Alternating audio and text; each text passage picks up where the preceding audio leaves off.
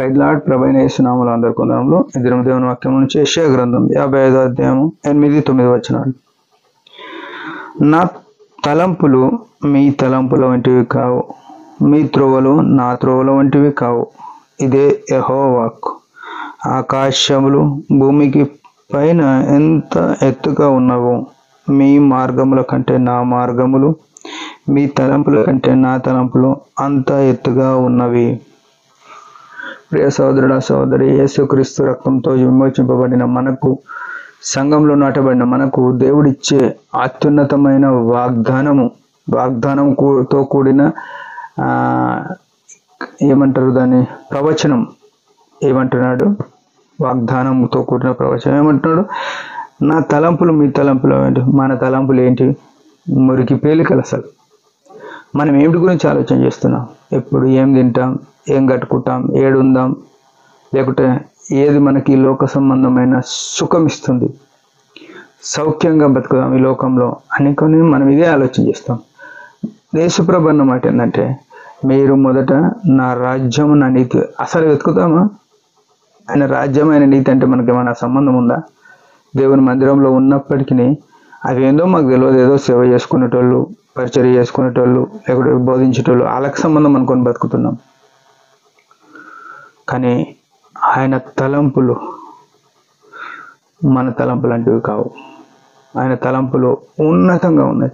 మనం ఏదో భూమి మీద ఏదో 4 రోజులు వచ్చి బతికిపోతున్నాం అన్నట్టు ఉండొద్దు అనుకుంటున్నాడు.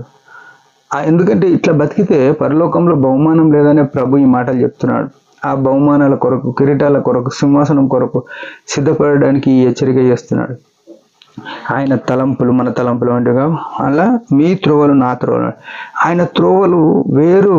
మనం ఏమనుకుంటామంటే, లోకస్తులందరూ పోయినట్టు మనం పోదాం అనుకుంటాం. లోకం ఎక్కడ కొట్టుకోపోతే అక్కడ కొట్టుకుపోదాం అనుకుంటాం. ప్రభు ఏమంటాడంటే, లోకముతో వేరై ఉండాలి అంటాడు. లోకంతో అసలు కలవద్దు. విశ్వాసికి అవిశ్వాసులతో పాలెక్కడిది అని రాయబడింది. మనము అవిశ్వాసులతో జోడుగా ఉండడానికి లేదు, అలా త్రోవల్లో నడవడానికి వీల్లేదు. మనం వేరై, లోకమునకు వేరై భిన్నమైన జీవితం, మన మాట, మన తలంపు, మన ప్రవర్తన యావత్తు దేవునికి ఇంపైనట్టుగా, మన ఇష్టం వచ్చినట్టు కాదు, ఆయనకి ఇంపైనట్టుగా, ఆయన త్రోవలలో, ఆయన తలంపులలో ఉండే వరంగా ఉండాలని దేవుని యొక్క. అయితే ఏమంటున్నాడు? ఆకాశం కంటే భూమి ఎంత ఉన్నతంగా ఉందో.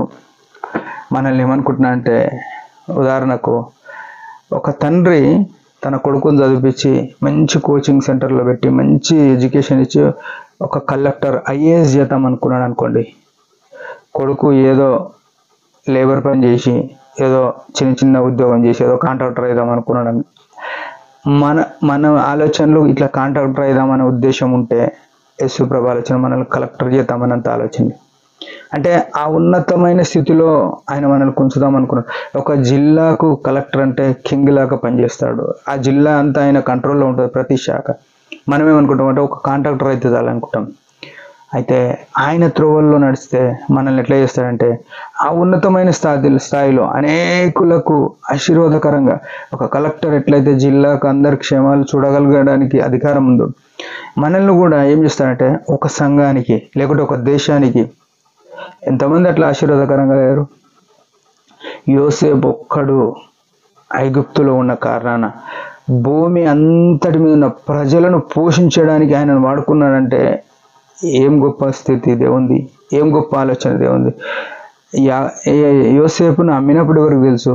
వాళ్ళ అన్నలు కొట్టినప్పుడు ఎవరికి తెలుసు? ఆయన గుంటలో పడేసినారు, ఇస్మాయిలకు అమ్మినారు, పోతిఫార్ ఇంట్లో పోబడ్డాడు, వాళ్ళు ఉన్నారు, అక్కడ చెరసాలకు పోయినాడు. అన్ని పరిస్థితుల గుండా పోయి ఏం చేసినాడు? ఐగుప్తు దేశం మీద ప్రధానిగా అయితే 7 సంవత్సరాలు పంట వండని 7 సంవత్సరాల నుంచి చెప్పిన కారణాన అధికారం ఆయన చేతికి ఇవ్వబడ్డది.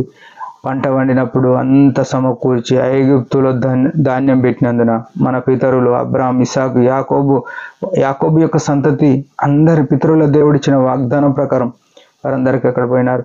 ప్రపంచం అంతటికి ఆహారం ఆ స్థలం నుంచి సప్లై అయిందంటే ఏం ఆశీర్వాదం! మనల్ని ఆ స్థితిలో దేవుడు చూడాలనుకుంటున్నాడు. యోసేపులాగా మనం అన్ని పరిస్థితుల గుండా పోతున్నామా, ఒప్పుకుంటున్నామా? ఆయన మార్గం అట్లా పోయినప్పుడు మనం ఒప్పుకోవాలి. మనం ఒప్పుకోం, ఆ కష్టాలు కానీ ఇందులోకి ఒప్పుకోం. దాన్ని బట్టి ఆ స్థితిలోనికి మనం వెళ్ళాం. ఉదయకాలం మనం అట్లా సరి చేసుకొని దేవుని యొక్క తలంపులలో, దేవుని యొక్క మార్గములలో మనం కొనసాగాలని దేవుని యొక్క కోరిక. దేవుడి మాట దీవించిన యొక్క చిన్న ప్రార్థన. పరమ తండ్రి యేసు ప్రభు నామములో వందనాలు. ఉదయకాలం ఇచ్చిన ఆయుష్ను బట్టి స్తోత్రం. నీ తలంపులలో, నీ త్రోవలలో మేము నడవలేని భ్రష్టులమున్నాం. దయతో క్షమించి నీ ఆత్మ ద్వారా, నీ వాక్యం ద్వారా మమ్మల్ని సరిచేసి నీ త్రోవలో నడవడానికి కృపనీయమని యేసు క్రీస్తు ప్రభు ఘనమైన నామములో ప్రార్థిస్తున్నాం తండ్రి. ఆమెన్. మీరందరి పరిచయం గురించి భారంగా ప్రార్థించండి. Praise the lord.